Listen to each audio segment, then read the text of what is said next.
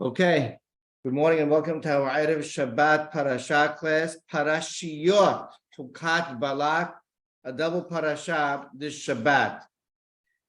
The reason for the sin of the rock.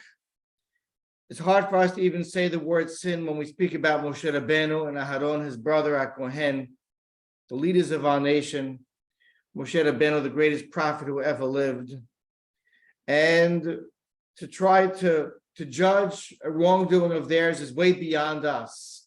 And yet, as Jews, we're obligated to engage in our Torah Kedusha, analyze it, understand, and as best as we can, connect ourselves to, so to speak, the mindset of HaKadosh Baruch Hu in order to glean the lessons that the Torah intended us to be able to extract from its storyline and from its narratives. And so we'll do our best. Let's go through the actual Pesukim and the actual narrative of this sin of the rock, so to speak, story. And let's ask the necessary questions.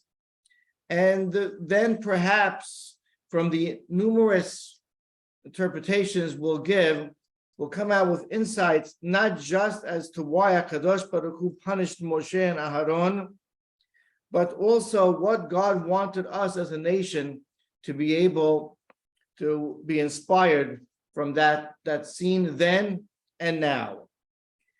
I think suffice it to say, before we begin, that we have to recognize the tragedy of it all.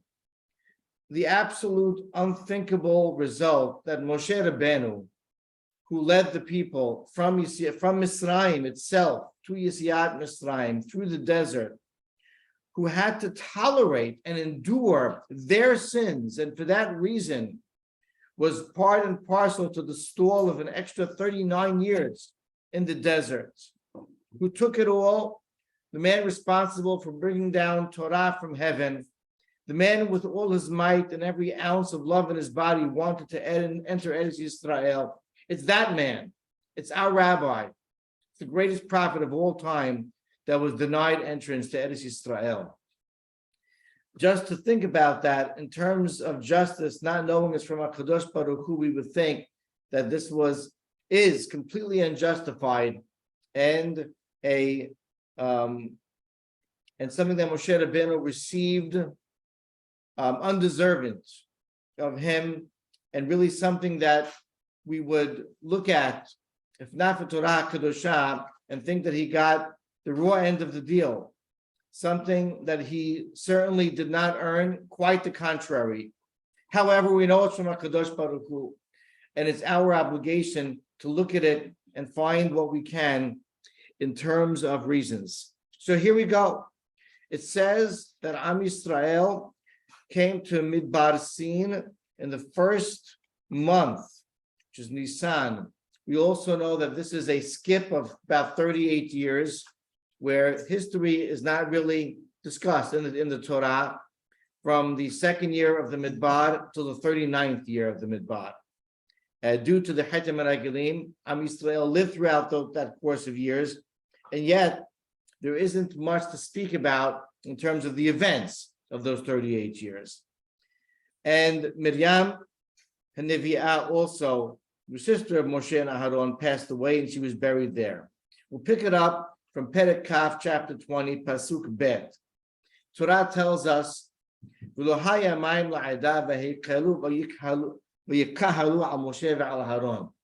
people in the desert had no water. They gathered against and challenged Moshe and Aharon. They fought with him.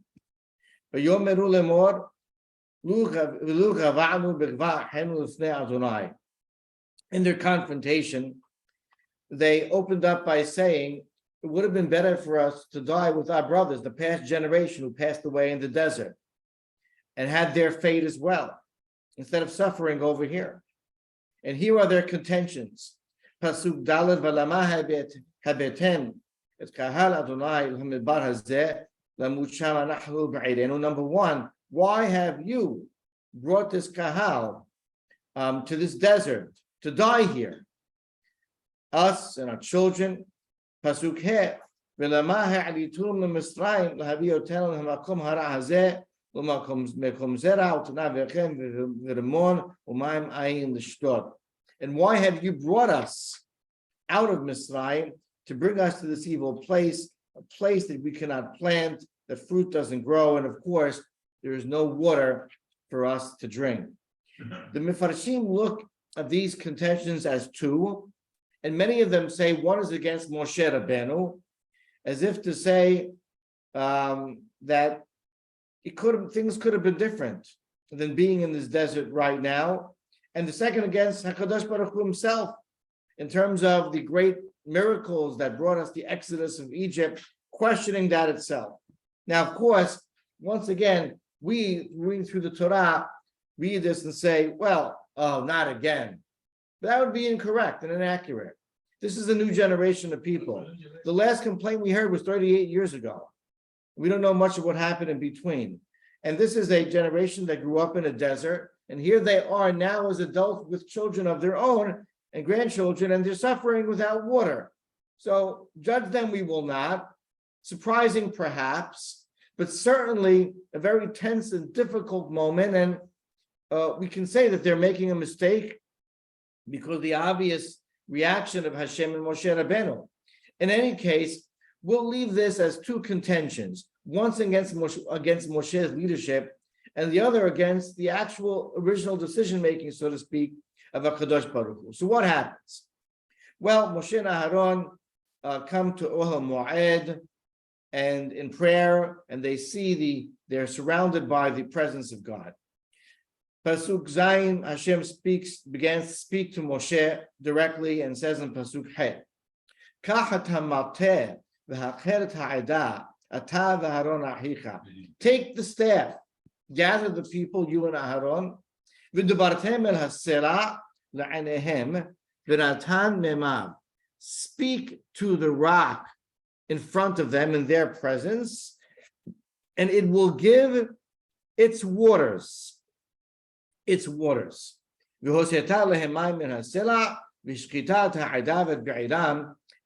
you will extract water from this stone, and you will feed them, their children, their families, their livestock, and it'll satiate their complaints and their bodies as well.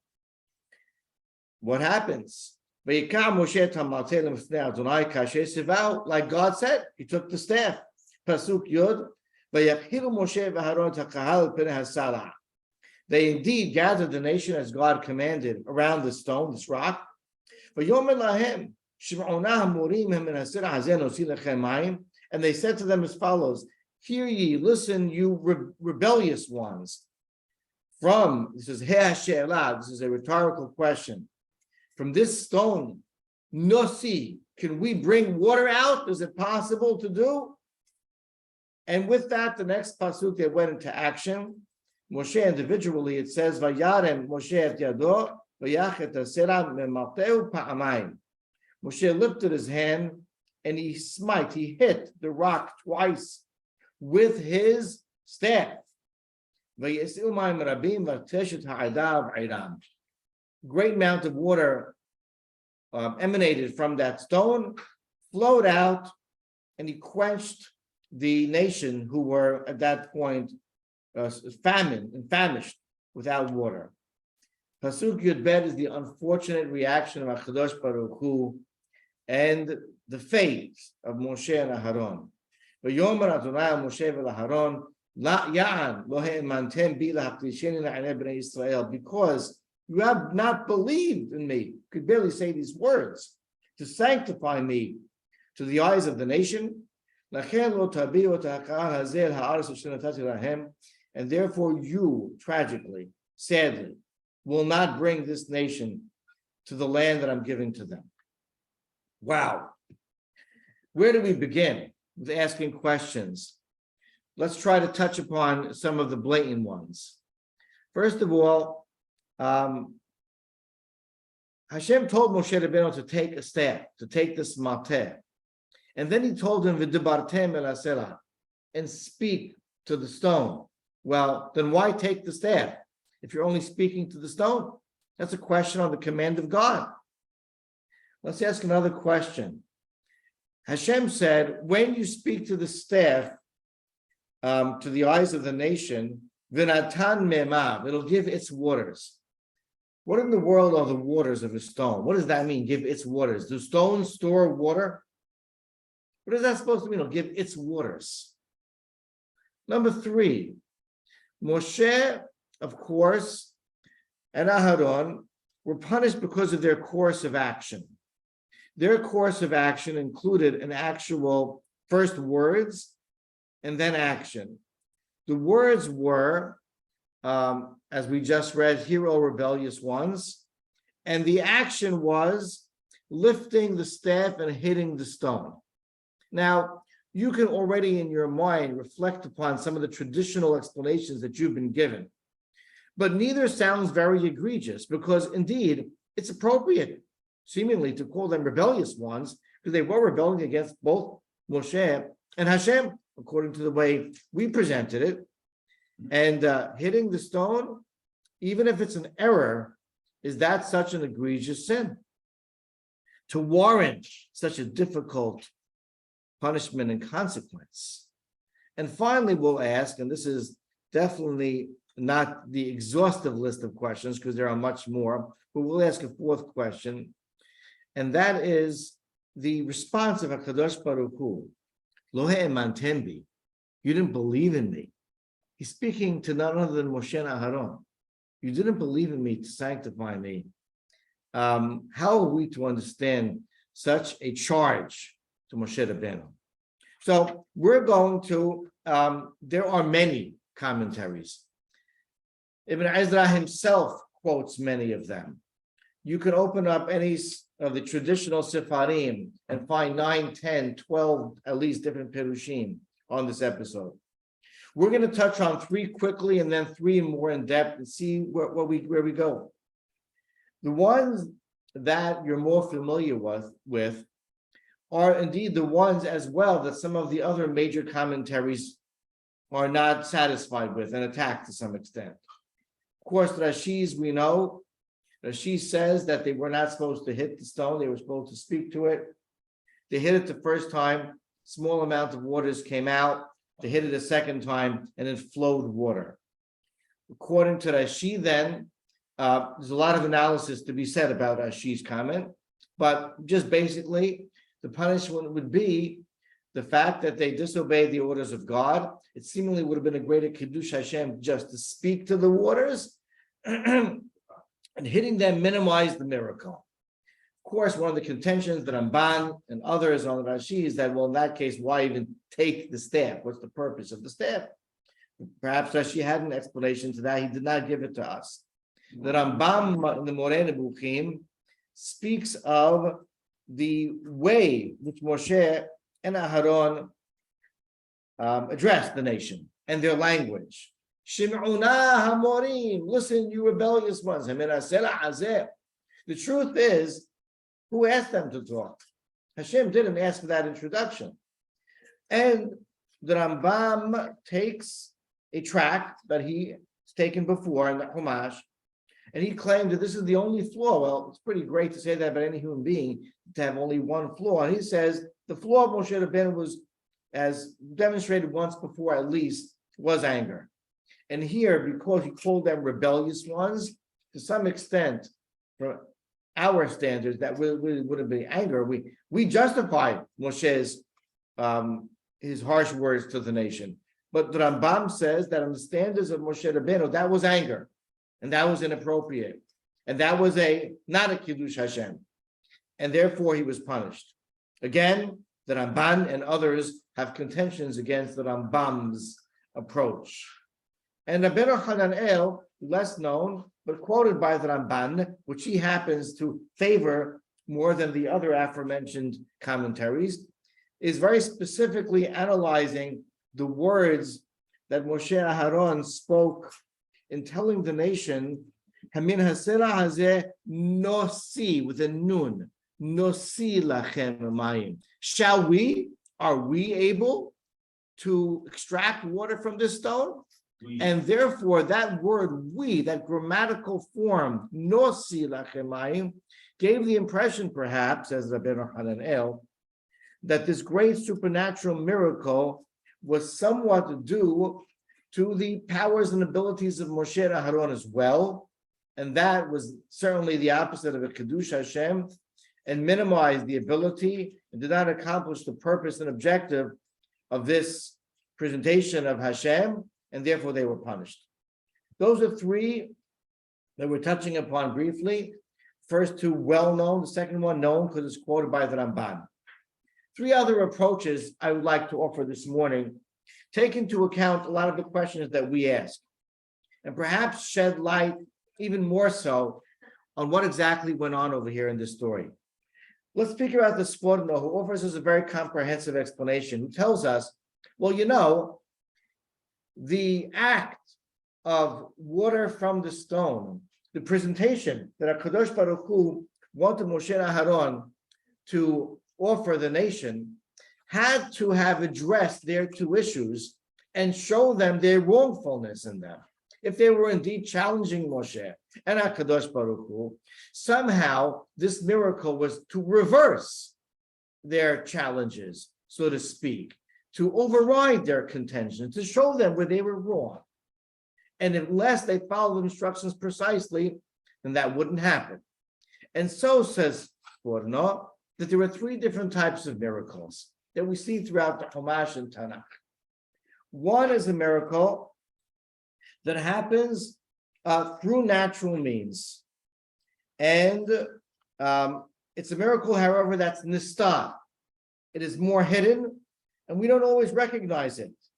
The fact that it rains, rains is not a miracle, but raining in a certain particular time, when a person needs it, can be called a nes. And yet we don't look at it as such. It's more of a hidden miracle. The providence of Hashem in providing food in a very apropos time, and other examples where we don't recognize, we say in the Modim, they're with us every day, but we don't always identify them. That's one category. The next category of nes, perhaps more grand, is one that happens in a supernatural way, unexpected, and yet it's through the messenger of HaKadosh Baruch Hu, where the messenger is taking action, like waving a staff, like Moshe and Aaron did famously in the Esed Makor and the 10 plagues, and other miracles. And those happen through natural means, but they happen in a way that is supernatural, like with the Makot, all emanated from the ground and the sky, and there were actions taken by the messengers of God, but of course the actualness resulted in something supernatural. And the most grand and the greatest demonstration of God's providence, level number 3 of miracles, says Sforno, is when it happens, first of all, through a messenger without any action and only words. And second of all, it's so supernatural that it does not even have any connection to the laws of nature. It's off the charts. Like in last week's Parashat, when the ground opened its mouth and swallowed human beings. And like would be perhaps if a stone started spraying and gushing water. That's level number 3. Said the Sforno, level number 3 was in play over here. That's what was necessary over here. The staff was there, not to actually use, but to hold, because that does represent the messengership of Moshe and Aharon. And once they speak and waters start flowing in this third highest level supernatural way from the stone, and they see indeed that it's all God, it always was and is God right now, that controls everything. Don't worry about it. Then Moshe and Aaron with the staff perhaps can encourage the waters to continually flow out of it, and they can substantiate their position also as loyal messengers directed and deputized by God. And so level 3 will accomplish satisfying both contentions of the nation, the challenge to God and the challenge to Moshe and Aharon. What happened? What happened was, says Sporonov, that Moshe did not believe that the people at this point were deserving of a level 3 miracle, and that indeed such a miracle would occur for the people right now that were rebelling in such a lowly way. And therefore, Moshe called an audible, so to speak, and decided on his own to backtrack to level 2 and use the staff as an action, an activity, and thereby letting the stone out in a way that it appeared less supernatural than Hashem would have wanted it to appear.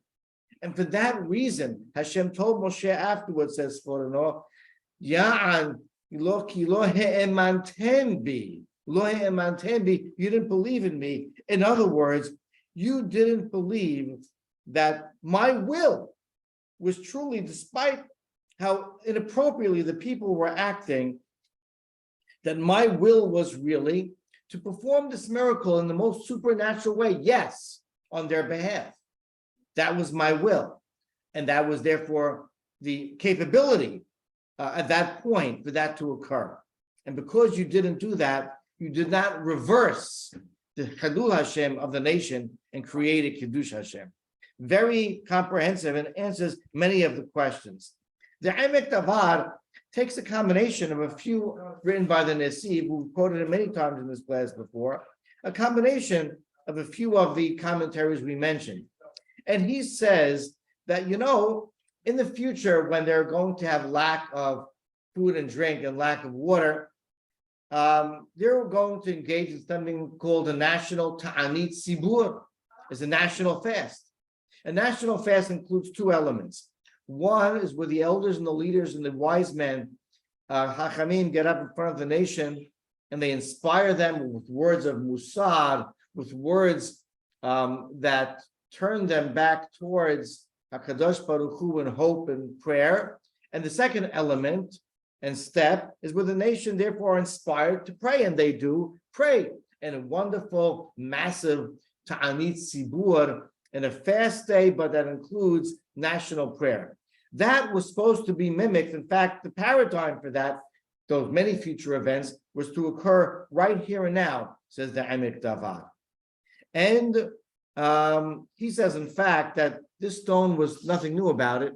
This was indeed the stone of Miriam. It was always there, says the Emek Davar.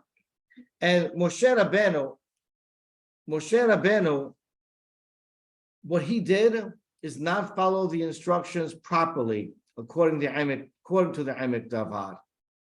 The mission was for step 1 to arouse step 2. For the words that came out of the mouths of Moshe and Aharon to then inspire the people to turn towards HaKadosh Baruch Hu. And he says, because of the way he started harshly, Shim'una HaMorim, some anger enveloped him. And because of that, he lost focus. And because of that, he, so to speak, forgot at that moment what the next step was in the directive of HaKadosh Baruch Hu. He lost himself, according to the Nesiv, in his words, and instead of starting in a calm fashion, in a way that inspired the people, maybe they didn't deserve such presentation, but Hashem requested that, and instead, in a harsh fashion, that bit of anger relative to Moshe is what caused them to lose focus, and therefore the next step, which should have been the people then being inspired in prayer, and that would have helped the actual scene of water from the stone, did not occur. That, says Emek Davar, was at least from Moshe's standards, the egregious sin. Rabbi Hirsch comes along with an absolutely profound message, and this will be our last comment. Rabbi Hirsch says, you know what? There's two types of reactions, so to speak, that HaKadosh Baruch Hu could have. One is circumstantial. Circumstances are the people are complaining. You do something about it, you react to the people, and you see, well, their complaint was answered. But if Hashem through Moshe Rabbeinu were to do that, then their actions and their complaints, their contentions would seem to be justified. We complained there's no water. We said, Moshe, you've mistakenly brought us to the wrong part of the desert, perhaps, and HaKadosh Baruch Hu is not really looking at the big picture here, taking us out of Mitzrayim. And Hashem said, you know what, you're right. Let me give you some water right now. That certainly is not what was called for, not the order of the day. Instead, the order of the day was, says Rabbi Hirsch, focusing on the words of the instructions of Hashem to Moshe and Aaron.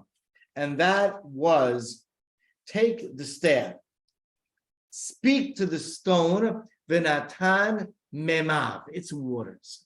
What does that mean, its waters? Its waters means that implanted in the stone is the potential for anything. Kadosh Baruch Hu rules the world.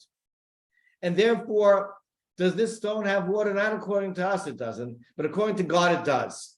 Memav, it's waters that were always in this stone, that potentially always could come out of this stone. It's not that God is reacting to their complaints and saying, all right, get water out of the stone.